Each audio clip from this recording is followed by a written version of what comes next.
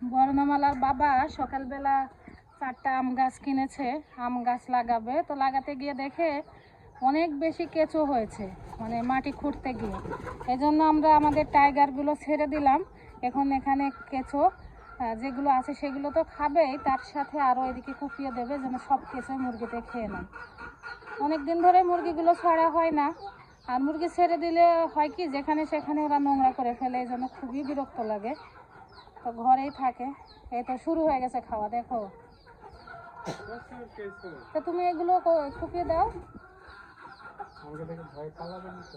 পালাবে ঠিক আছে, তবে সরে যাবে। বর্ণমালা তার বাবার পিছু পিছু দেখো, এই জায়গাতে কেঁচো, দেখো এই যে এটা করে দাও। প্রচুর পরিমাণের কেঁচো হয়েছে এখানে। আসলে সবসময় একটু সেতে থাকে, যার কারণে অনেক সময় আছে রান্না করতে গিয়ে যে পানিগুলো হয়, মানে পানি হয় রান্না করার সময়, সেই পানি আমি এখানেই বেশিরভাগ সময় ফেলে দিই। ওদিক দিয়ে তারাই দাও।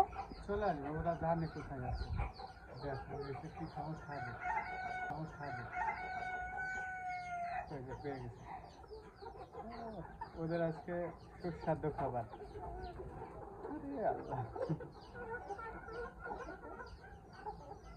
প্রচুর আছে তো ওরা। দরজা বন্ধ করে দিয়ে আসো, নিয়ে ঘরের ভিতর উঠে পড়বে। দুই ঘরে দরজা বন্ধ করে দাও।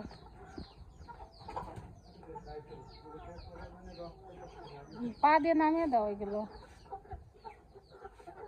পরে আমি ঝাড়ু দেবো। এতে যে পাশে 4টা গাছ, এগুলো আমরুপালি গাছ। আগামী বছর ইনশাল্লাহ ফল ধরবে এমনটাই বলেছেন। এদিকে চলে আসছে। জি মা, আমাকে দিবা? কি দিবা? আম? আর কাকে দিবা? বাবাকে? আর কাকে? সবাইকেই দিবা? হ্যাঁ, মুরগি কেঁচো খুব বেশি পছন্দ। মুরগি হাঁসে কম খায় নাকি? হাঁসেও খায়? তাই বেশি জায়গা জুড়ে তুমি কুপিয়ে দাও, তারপরে অনেক বেশি ওরা খাইতে পারবে। নাহলে একটা নিয়েই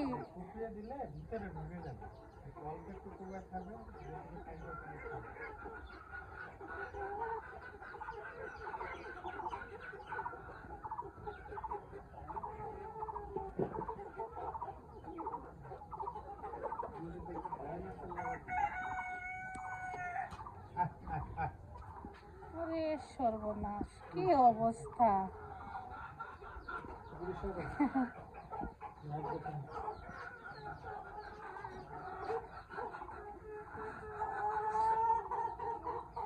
লম্বা মনে হচ্ছে যে 1 ফিট হয়ে গেছে, কিন্তু স্বাস্থ্য হয় 1 কেজি।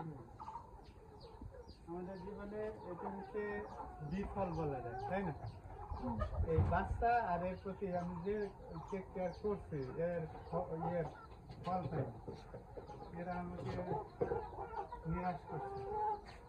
এদের ওজন বলতে এখন 3 কেজি 3.5 কেজি, সেখানে এদের ওজন 1 কেজি, কোনোটা আবার 800 গ্রাম 700 গ্রাম। খাবার শুধুমাত্র 1বার থেকে 2বার খাবার চেঞ্জ করার ফলে এই অবস্থা। মুরগির খাবার সময় চেঞ্জ করা ঠিক না। আর এখানে মেথি ভেজানো পরে যে মেথিগুলো ফুলে যায় সেগুলো ফেলে দিই এখানে খাওয়ার, মানে পানি খাওয়ার পরে সেই মেথিগুলো ওরা খুব ভালো খায়।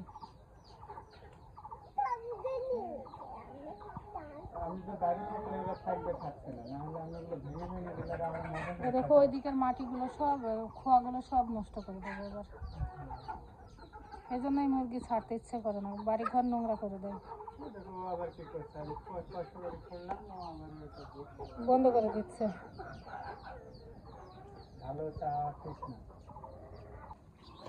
মুরগিতে ওই গামলাটা ফেলে দিয়েছে, এই কারণে বর্ণমালা আবার সোজা করে রেখে আসলো। কি হয়েছে আম্মু? দেখে আমার দিকে তাকিয়ে বলো। রে আল্লাহ, ওর গামলা মুরগিতে ফেলে দিয়েছে।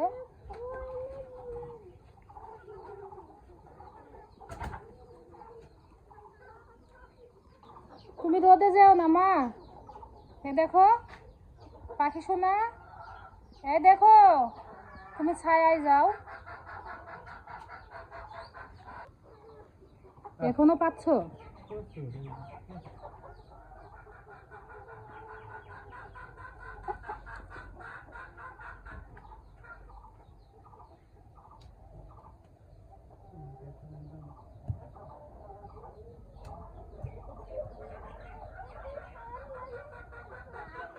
এই মুরগিটা বেশি খাচ্ছে, কারণ সাইজ বেশি।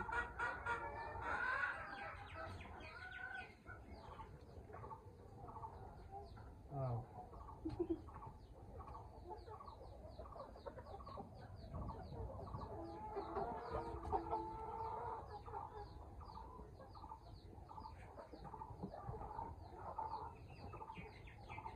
ওইটা দিয়ে মেরো না, মরে যাবে তো। কি কামড়াচ্ছে? তো তুমি ওখানে যাচ্ছ কেন? এদিকে চলে আসো।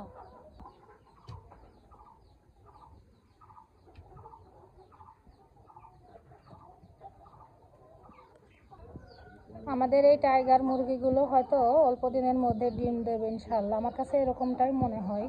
মানে ডিম দেওয়ার আগে যেমন একটা ওরা আওয়াজ করে ডাকে, ওরকম ডাকা শুরু করেছে অল্প কয়েকদিন হলো।